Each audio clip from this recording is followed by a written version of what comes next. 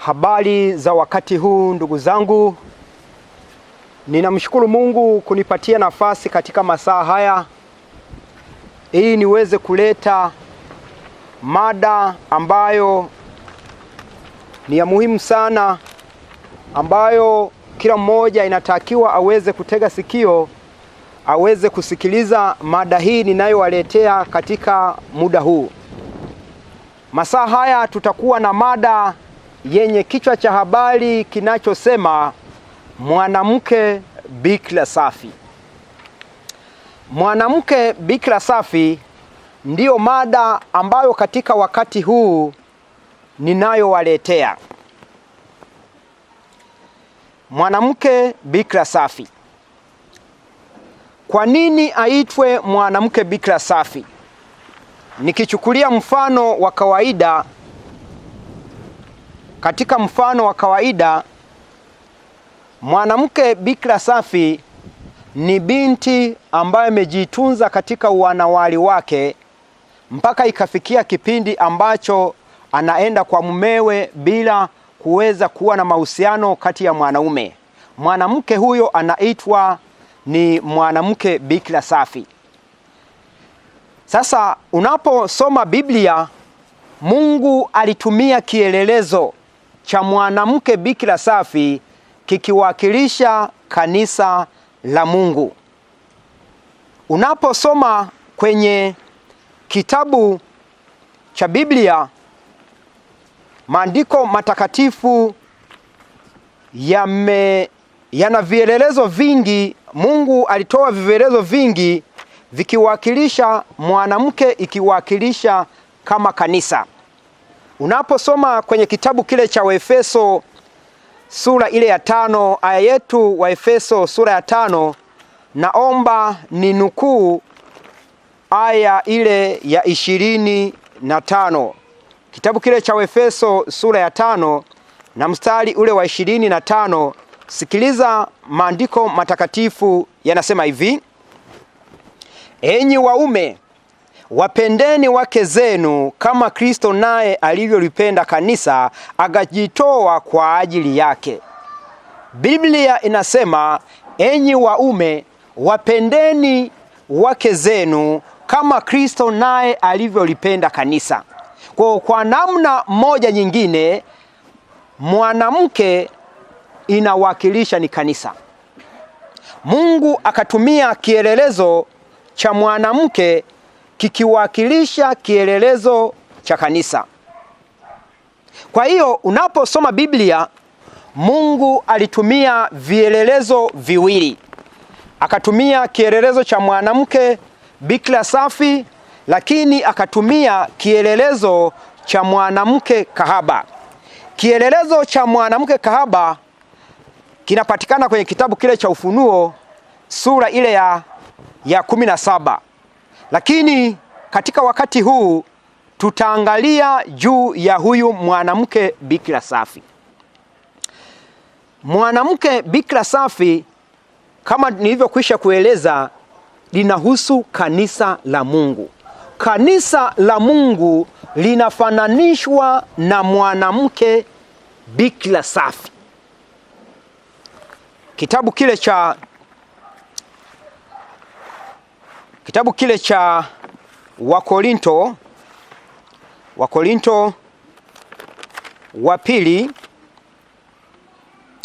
Wakorinto wa pili, naomba nisome katika ule mstari ule.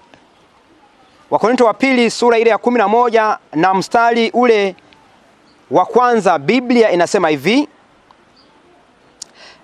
Naomba ninukuu mstari ule wa pili kwa ajili ya kuweza kukomboa muda. Anasema hivi: maana nawaonea wivu wa Mungu, kwa maana naliwaposea mume mmoja ili nimletee Kristo bikira safi. Maandiko matakatifu, mwandishi wa kitabu cha Wakorinto anasema kwamba maana nawaonea wivu wa Mungu, naliwaposea mume mmoja ili nimletee Kristo bikira safi. Kwa kanisa la Mungu linafananishwa na mwanamke ambaye hajawahi kukutana na mwanaume. Kwa namna moja nyingine, kanisa la Mungu lina mwanaume. Kanisa la Mungu lina mwanaume, na mwanaume huyo anayetajwa si mwingine isipokuwa mwanaume anayetajwa ni Kristo. Na ndio maana Paulo kwenye kitabu cha Wakorintho akasema kwamba naliwaposea mume mmoja ili nimletee Kristo kanisa bikira safi. Tunajifunza unabii. Sasa wengi ambao hatuwezi kulichukua somo hili tukalileta katika habari ya kimwili. Kwa hiyo kanisa kwa namna nyingine linafananishwa na mwanamke. Kitabu kile cha Waefeso sura ile ya 5, naomba nisome maandiko matakatifu yanasema hivi. Waefeso sura ile ya 5, naomba nisome kwenye mstari ule wa 26. Anasema hivi: ili makusudi alitakase na kulisafisha kwa maji na kwa neno, apate kujiletea kanisa tukufu lisilo na ila wala kunyanzi wala lolote kama hayo, bali liwe takatifu lisilo na wa. Kanisa la Mungu ni kanisa ambalo ni kanisa bikira safi. Tena maandiko matakatifu yanasema kanisa hilo linaitwa takatifu. Kwa nini linaitwa takatifu? Linaitwa utakatifu ni kwa sababu bado halijanajisiwa. Kama vile mwanamke anapoitwa mwanamke bikira safi, ni mwanamke ambaye bado hajakutana na mwanaume, maana yake hajapata unajisi. Kwa kitendo cha mwanamke ambaye ni binti kuweza kukutana na mwanaume, kitendo hicho kinaitwa ni unajisi. Na tayari mwanamke akisha kutana na mwanamke hawezi akaitwa bikira. Bikira ni mwanamke ambaye bado hajakutana na mwanaume. Lakini sisi tunajifunza unabii katika masaa haya. Anaendelea kusema hivi kwenye kitabu hivi cha Waefeso sura ile ya 5, anasema hivi: ili apate kujiletea kanisa tukufu lisilo na ila wala kunyanzi kama hayo, bali liwe takatifu lisilo na mawaa. Anasema hivi: vivyo hivyo imewapasa waume nao kuwapenda wake zao kama miili yao wenyewe. Ampendaye mke hujipenda mwenyewe. Mungu akatumia kielelezo cha mwanamke ikiwakilisha kama kanisa. Kwa Mungu akatoa kielezo akitoa kwamba wanaume inatakiwa waweze kuwapenda wake zao kama Kristo naye alivyolipenda kanisa. Kwa namna moja au nyingine, kanisa linafananishwa na mwanamke. Na kwa sababu kanisa linafananishwa na mwanamke, hivyo Kristo naye ndiye kichwa cha kanisa. Kristo ndiye kichwa cha kanisa. Ukisoma kwenye kitabu kile cha Waefeso sura ya 5, Waefeso sura ya 5, Waefeso sura ya 5, naomba niweze kusoma mstari ule wa 22. Biblia inasema hivi: enyi wake watiini waume zenu kama kumtii Bwana wetu. Mstari unaofuata: kwa maana mume ni kichwa cha mkewe, kama Kristo naye ni kichwa cha kanisa, naye ni mwokozi wa mwili. Biblia inatoa kielelezo ikisema kwamba enyi wake watiini waume zenu. Kama Kristo anasema hivi: enyi wake watiini waume zenu kama kumtii Bwana wetu. Anasema kwa maana mume ni kichwa cha mkewe, kama Kristo naye ni kichwa cha kanisa. Kwa hiyo Kristo ni kichwa cha kanisa. Kwa namna moja au nyingine, kwamba tunaweza tukasema kwamba Kristo ni kichwa cha kanisa, na kwa sababu kichwa cha kanisa, kwa hiyo kama vile ambavyo mwanamke inatakiwa aweze kutii mwanaume, ndivyo ambavyo mwanamke naye inatakiwa, au ndivyo ambavyo kanisa linatakiwa liweze kutii. Anaendelea kusema hivi, mstari ule wa 23 anasema hivi, kwa maana mume ni kichwa cha inasema kwa maana mwanaume ni kichwa cha mkewe, kama Kristo naye ni kichwa cha kanisa, naye ni mwokozi wa mwili. Lakini kama vile kanisa limtii hivyo Kristo, vivyo hivyo wake nao watii waume zao. Anasema Mungu anasema hivi, kama vile kanisa limtii hivyo Kristo, imempasa wanawake nao waweze kuwatii waume zao. Kumbuka mada yetu inasema mwanamke bikira safi.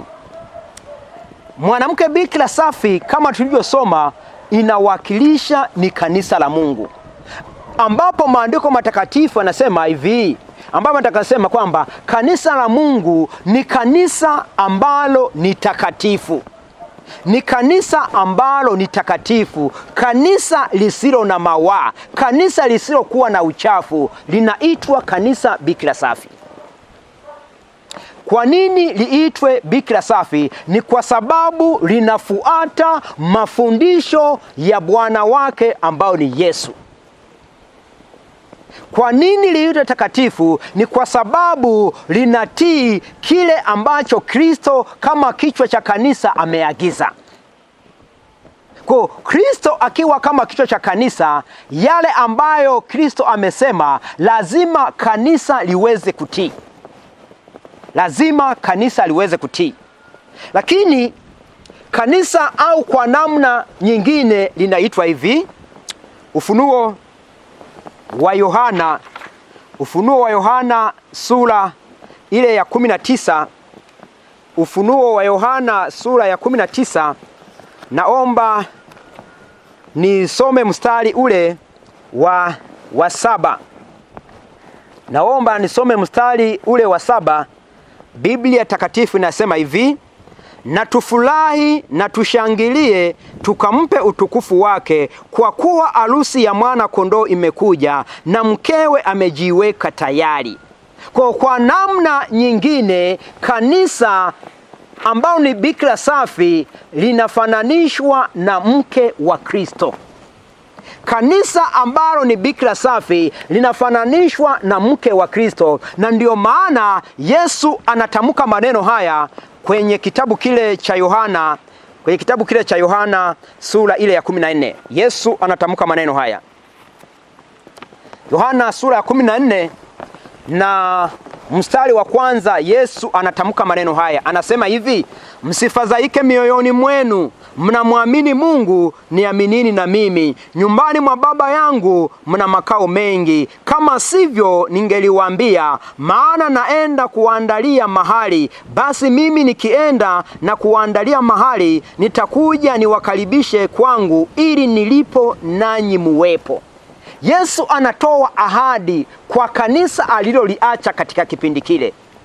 Yesu anatoa ahadi kwa kanisa aliloliacha katika kipindi kile. Anasema, mimi ninaenda, nitakuja niwakaribishe kwangu, ili nilipo nanyi muweze kuwepo. Kwa hiyo Yesu atakapokuja mara ya pili, anakuja kuchukua kanisa. Yesu anapokuja mara ya pili, anakuja kuchukua kanisa, ambalo kanisa hilo linafananishwa na bibi harusi. Kanisa hilo linafananishwa na bibi harusi, kama tulivyosoma kwenye kitabu hiki cha Ufunuo sura ile ya 19.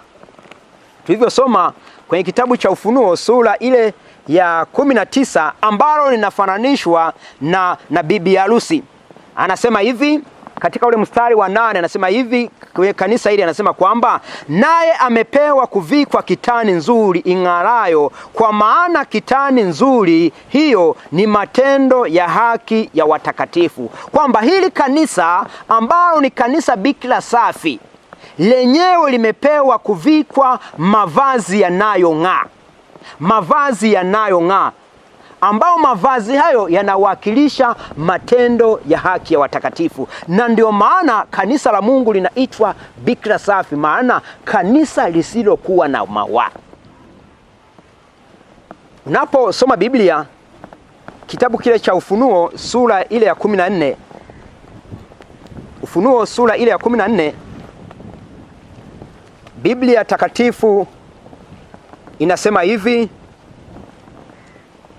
kwenye mstari ule wa kwanza, anasema hivi: kisha nikaona na tazama, huyo mwana-kondoo amesimama juu ya mlima wa Sayuni, watu 144 pamoja naye, wenye jina lake na jina la Baba yake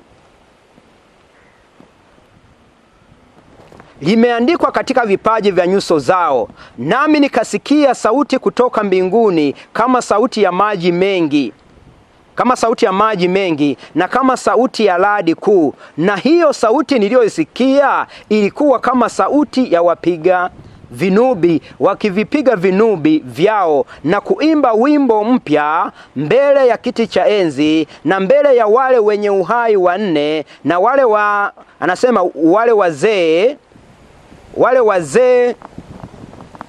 wazee, wala hapana mtu aliyeweza kujifunza wimbo ule ila wale 144,000 walionunuliwa katika nchi. Hawa ndio wasiotiwa unajisi pamoja na wanawake, kwa maana ni bikira safi. Hawa ndio wamfuatao mwana-kondoo kila aendako. Hawa wamenunuliwa katika wanadamu malimbuko kwa Mungu na kwa mwana-kondoo, na katika vinywa vyao haukuonekana uongo, maana hawana mawaa. Yohana anaonyeshwa kanisa linalofananishwa na bikira safi. Yesu anakuja kulichukua, ni kanisa ambalo ni takatifu. Tena anasema kwamba ni kanisa bikira safi ambalo halina mawaa. Anasema hivi kwenye kanisa hili, anasema kwamba hili kanisa halikutiwa unajisi pamoja na wanawake. Kwa nini halikutiwa pamoja na wanawake? Kwa sababu gani? Kanisa hili lilijitunza.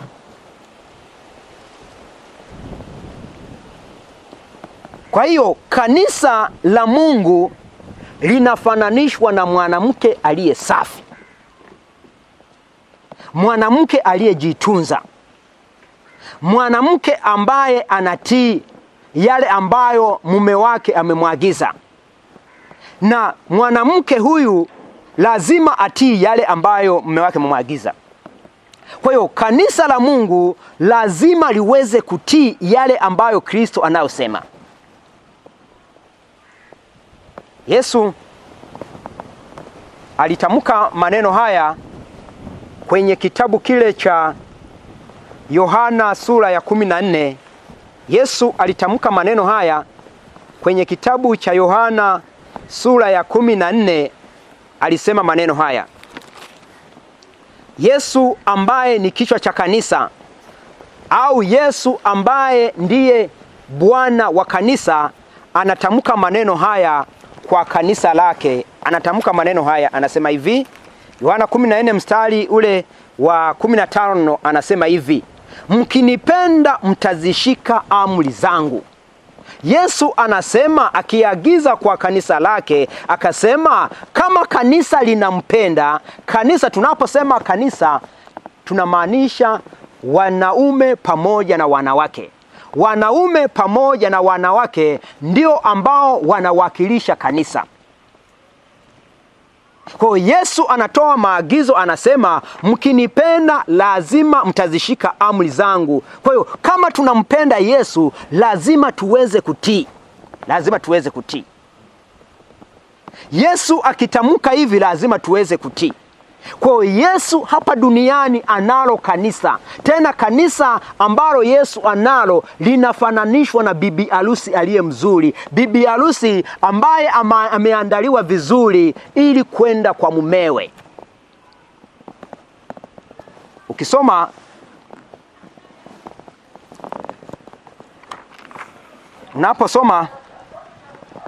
kitabu kile cha Luka sura ile ya 6, unaposoma kitabu kile cha Luka sura ya 6, anasema hivi. Luka sura ile ya 6, naomba nisome mstari ule wa 46. Luka 6:46, Biblia na takatifu inasema hivi. Yesu anasema hivi: na kwa nini mnaniita Bwana Bwana, walakini hamuyatendi nisemayo? Narudia, nasema, na kwa nini mnaniita Bwana Bwana, walakini hamuyatendi nisemayo? Kila mtu ajaye kwangu na kuyasikia maneno yangu na kuyatenda, nitawaonyesha mfano wake. Kwa ikiwa kanisa ni mwanamke, lazima liweze kutii yale ambayo Kristo ambaye ni kichwa cha kanisa anayoagiza. Kwa Yesu anasema, kwa nini mnaniita Bwana Bwana ikiwa hamshiki yale niwaambiayo?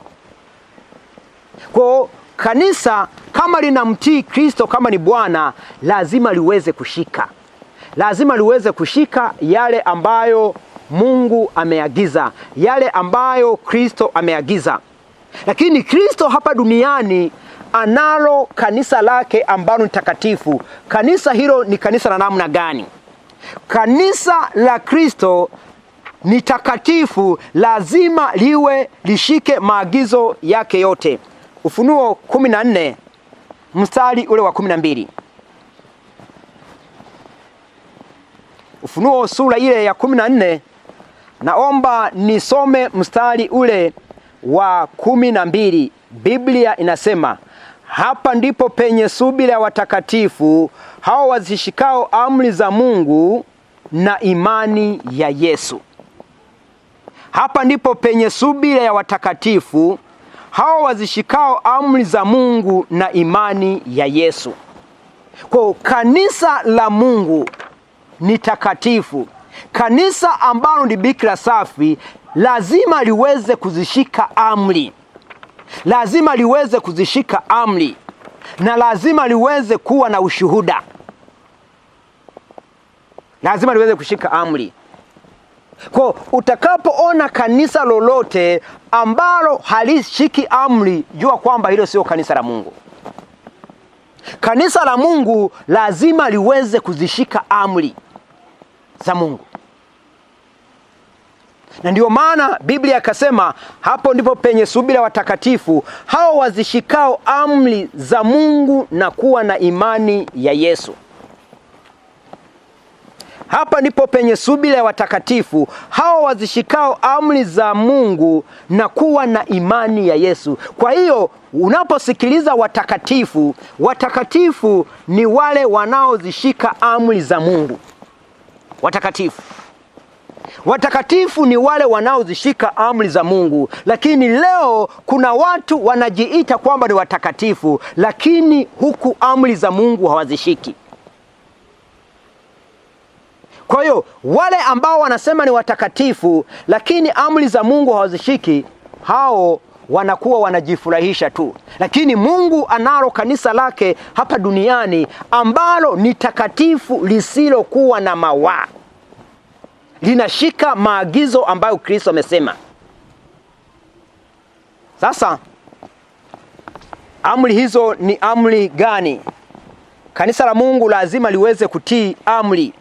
Na hizo amri unaposoma kwenye kitabu cha Kutoka sura ya 20, unaposoma kwenye kitabu cha Kutoka sura ya 20, hapo ndipo ambapo tunapata amri 10 za Mungu. Unaposoma kwenye kitabu cha Kutoka 20, ndipo ambapo unapata amri 10 za Mungu. Amri ya kwanza inasema, usiwe na miungu mingine ila mimi. Kwa sifa ya kanisa ambayo ni bikira safi, lazima liweze kutii maagizo haya. Amri ya pili inasema, usijifanyie sanamu ya kuchonga. Kwa kanisa la Mungu ambalo ni bikira safi haliwezi kuwa na sanamu. Amri ya tatu inasema, usilitaje bure jina la Bwana Mungu wako. amri ya 3. Lakini amri ya 4 inasema ikumbuke siku ya Sabato uitakase. Siku 6 fanya kazi, utende mambo yako yote, lakini siku ya 7 ni Sabato ya Bwana Mungu wako. Amri ya 5 inasema waheshimu baba yako na mama yako, siku zako zipate kuwa nyingi katika nchi upewa Bwana Mungu wako. Amri ya 6 usiue. Ya 7 usizini. Ya 8 usiibe. Ya 9 usimshuhudie jirani yako uongo, na ya 10 usitamani nyumba ya jirani yako. Kwa hiyo hizi ndizo amri 10 ambazo kanisa la Mungu ambalo linafananishwa na mwanamke, lazima kanisa hili liweze kuzitii, maana hizi ni sheria, lazima liweze kutii. Lakini ulimwengu wa sasa hivi hizi amri imezikanyaga. Ulimwengu wa sasa hivi umezikanyaga hizi amri na kuona kwamba hazifai amri hizi. Ulimwengu huu kuna baadhi ya amri ambao wamezibeza na kuona kwamba zimepitwa na wakati. Mojawapo ya amri ambazo zinaonekana kwamba watu wamezibeza kwamba zimepitwa na wakati ni amri ile ya 4 inayosema ikumbuke siku ya Sabato uitakase. Kwa kanisa la Mungu lazima liweze kufuata maagizo kutoka kwa Mungu. Mungu ambaye ndiye Bwana wa kanisa anasema ikumbuke siku ya Sabato uitakase. Kwa hiyo kanisa kama mwanamke lazima aweze kutii. Kanisa lazima kama mwanamke aweze kutii. Kwa Mungu anasema ikumbuka siku ya Sabato itakase. Kwa hiyo kanisa kama mwanamke lazima iweze kutii. Unapoona kanisa lolote halitii maagizo haya, haitii agizo hili la kuikumbuka siku ya Sabato, ujue kwamba kanisa hilo liko kinyume kabisa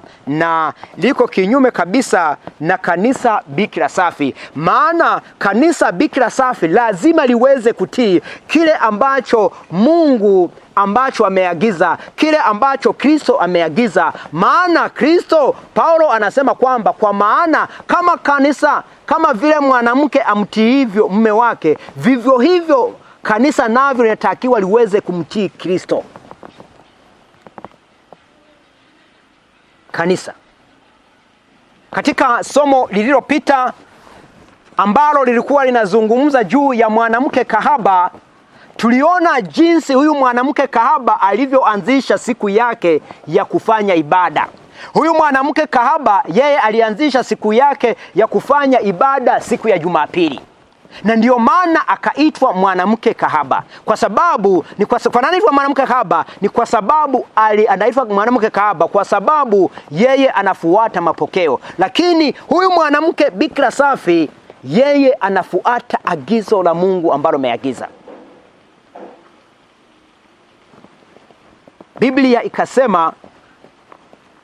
Biblia takatifu ikasema hili kanisa ni kanisa takatifu. Ni kanisa takatifu, kanisa lisilokuwa na wa. Kanisa lisilokuwa na wa ni kanisa ambalo linafuata kile ambacho Kristo ameagiza. Hii amri ya 4 inayohusu Sabato wengi wameikataa. Sabato ni mojawapo ya amri 10. Na tunaposema Sabato ni amri ambayo Mungu aliyoagiza. Mungu aliagiza kwamba watu waweze kupumzika. Unaposoma kwenye kitabu kile cha Mwanzo sura ile ya 2. Mwanzo sura ya 2 Biblia inasema hivi. Mwanzo sura ya 2 Biblia inasema hivi: basi mbingu na nchi zikamalizika na jeshi lake lote, na siku ya 7 Mungu akamaliza kazi yake yote aliyoifanya, akastarehe siku ya 7, akaacha kufanya kazi yake yote aliyoifanya. Mungu akaibarikia siku ya 7, akaitakasa, kwa sababu anasema Mungu akaibarikia siku ya 7, akaitakasa, kwa sababu katika siku hiyo Mungu alistarehe, akaacha kufanya kazi yake yote aliyoiumba na kuifanya. Mungu alistarehe. Mungu alipostarehe, alipopumzika siku ya saba, akatoa maagizo. Akatoa maagizo kwa wanadamu wote kwamba inatakiwa waweze kupumzika.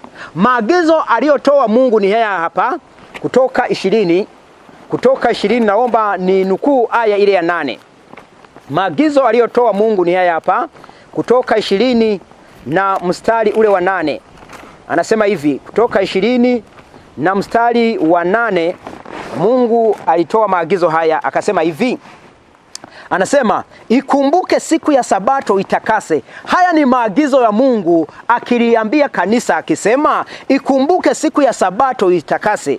Akasema, siku 6 fanya kazi, utende mambo yako yote, lakini siku ya 7 ni Sabato ya Bwana Mungu wako.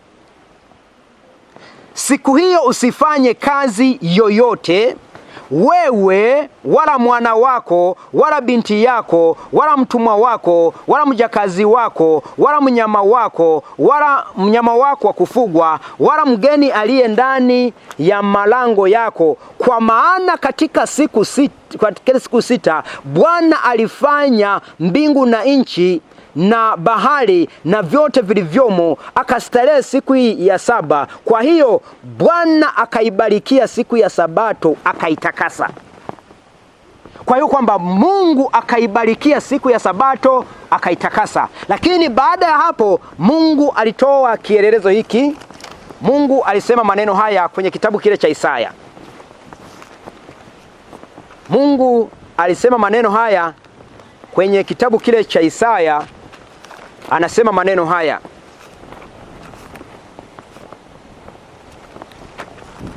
Isaya, Mungu anatoa maelezo haya kwenye kitabu kile cha Isaya.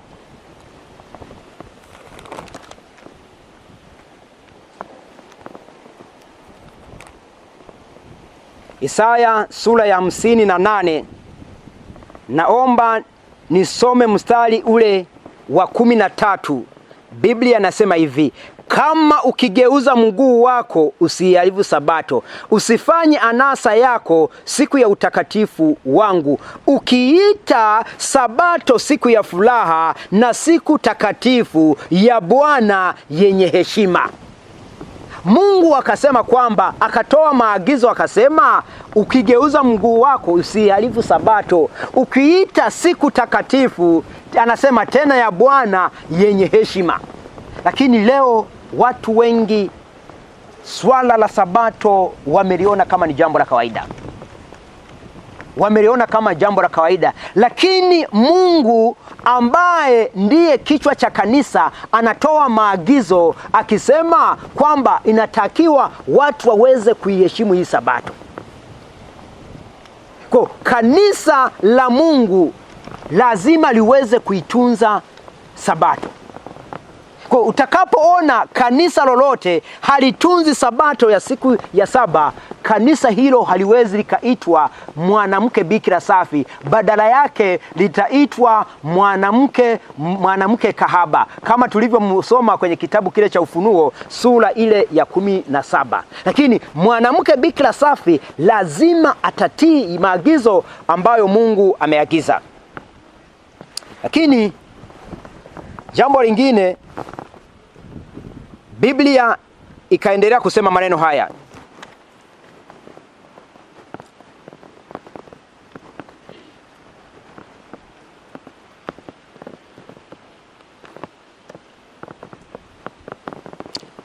Kitabu kile cha Isaya sura ile ya 56. Isaya sura ya 56, naomba ninukuu kama ilivyoandikwa katika ule mstari wa 6 mpaka mstari ule wa 7. Anasema, na wageni walioandamana na Bwana ili wamhudumu na kulipenda jina lake.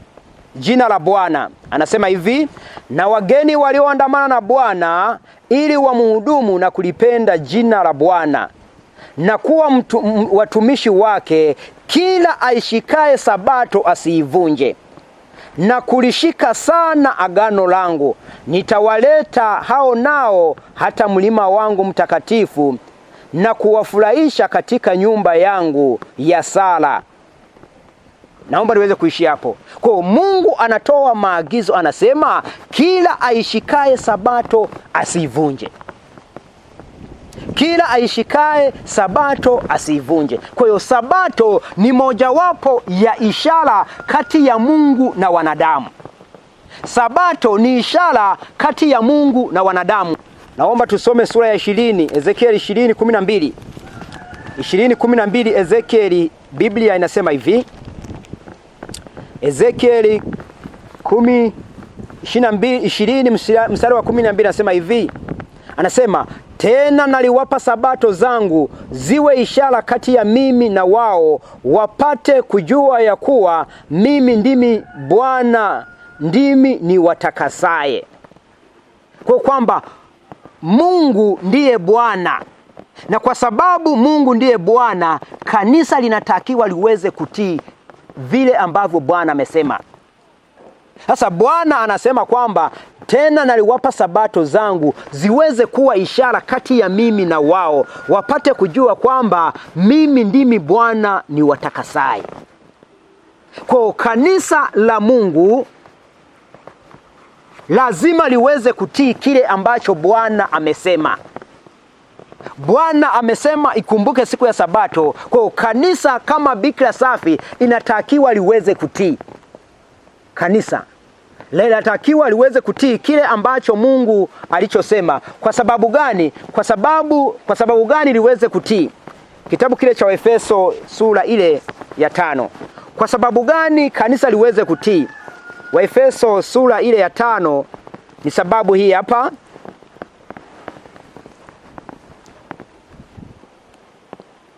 Kanisa natakiwa litii kwa sababu gani? Kwa sababu hii hapa anasema, kwa maana mume ni kichwa cha mkewe, kama Kristo naye ni kichwa cha kanisa. Anasema hivi, kwa maana mume ni kichwa cha mkewe, kama Kristo naye ni kichwa cha kanisa, naye ni mwokozi wa mwili. Lakini kama vile kanisa limtii hivyo Kristo, vivyo hivyo na wake anasema wake nao wawatii waume zao. Kwa kanisa linatakiwa liweze kumtii Kristo ambaye ni Bwana. Na ndio maana unaposoma kwenye kitabu kile cha Mathayo anasema kwamba mwana wa Adamu ni bwana wa sabato. Kwa maana mwana wa Adamu ni bwana wa sabato. Mwana wa Adamu ni Kristo. Kristo kwa sababu ndiye Bwana. Kwa kanisa lazima liweze kuwa chini ya mamlaka ya Kristo. Kwa Kristo akitamka hivi, lazima kanisa liweze kutii. Kanisa lazima liweze kutii. Anaendelea kusema hivi katika ile Waefeso sura ile ya 5 na mstari ule wa 26 anasema hivi, ili makusudi alitakase na kulisafisha kwa maji na kwa neno, apate kujiletea kanisa tukufu lisilo na ila wala kunyanzi wala lolote kama hivyo, bali liwe takatifu lisilo na mawaa. Kwa hiyo kanisa la Mungu ambao ni bikira safi ni kanisa takatifu ambalo halina mawaa. Kwa nini halina mawaa? Ni kwa sababu linatii maagizo ambayo Mungu wetu wa mbinguni ameagiza. Kwa kanisa lolote ambalo halitazishika amri za Mungu, maana Biblia imesema Mungu, watakatifu wa Mungu ni wale wanaozishika amri 10. Na unaposoma kwenye amri 10 ndani yake ndipo unapoona amri ya sabato. Kwa kanisa bikira safi ni kanisa la watunza sabato. Lakini leo wamekuwepo watu wengi ambao wamekuwa wakifundisha tofauti na vile ambavyo Biblia imekuwa ikiagiza. Kwa hiyo mpenzi mtazamaji, kama unahitaji kwenda mbinguni, Mpenzi mtazamaji, kama unahitaji kwenda mbinguni, lazima urudi katika msingi wa Biblia. Lazima uweze kurudi katika msingi wa Biblia ili Yesu atakapokuja mara ya pili. Ili Yesu atakapokuja mara ya pili kuchukua kanisa likifananishwa na bibi harusi, na wewe uweze kuwemo miongoni mwao. Maana kwenye kitabu hiki cha Ufunuo wa Yohana tulivyosoma kwenye sura ya 19, anasema hivi, na tufurahi tukashangilie tukampe utukufu wake, kwa kuwa harusi ya mwana kondoo imekuja, na mkewe amejiweka tayari, naye amepewa kuvikwa kitani nzuri ing'arayo, kwa maana kitani nzuri hiyo ni matendo ya haki ya watakatifu. Kitani nzuri ni matendo ya haki ya watakatifu. Na tumesoma kwenye maandiko matakatifu kwenye Ufunuo 14 kwamba watakatifu wa Mungu ni wale wanaozishika amri na ushuhuda wa Yesu. Kwa hiyo kama unahitaji uwe miongoni mwa wale ambao watakaochukuliwa, Yesu atakapokuja kuchukuliwa, atakapokuja mara ya pili aweze kuwachukua, lazima urudi katika msingi wa kibiblia, uweze kuwa miongoni mwa mwanamke bikira safi. Mwanamke bikira safi ni yule anayetii maagizo ya Biblia, lakini mwanamke kahaba ni yule ambaye hatii maagizo ya Biblia. Kwa hiyo yule atakayetii maagizo ya Biblia, huyo ataitwa mwanamke bikira safi. Mungu akubariki katika muda huu. Ndugu zangu mlionisikiliza, nipende kutoa wito kwamba kama unahitaji kwenda mbinguni, ni heri ujiunge kuwa miongoni mwa kanisa safi. Kanisa safi ambalo ni mwanamke bikira safi, kanisa lisilokuwa na mawaa. Mungu aweze kubariki. Lakini kabla ya kwenda kufunga, nipende kusema kwamba jina langu niliyekuletea mada hii ya mwanamke bikira safi ni mwinjilisti Timotheo Alexander. Ninapatikana pale Kigamboni ndipo ninapopatikana. Ukitaka mawasiliano ya kwangu, unaweza ukanipigia kwa namba ifuatayo: 0752 43 21 26. Narudia 0752 43 21 26. Ukinipigia muda wowote, hata kama ni saa 8 ya usiku, hata kama ukiniita, bwana ninahitaji kuweza kujifunza, niko tayari kuweza kujifunza na wewe. Mungu akubariki. Amina.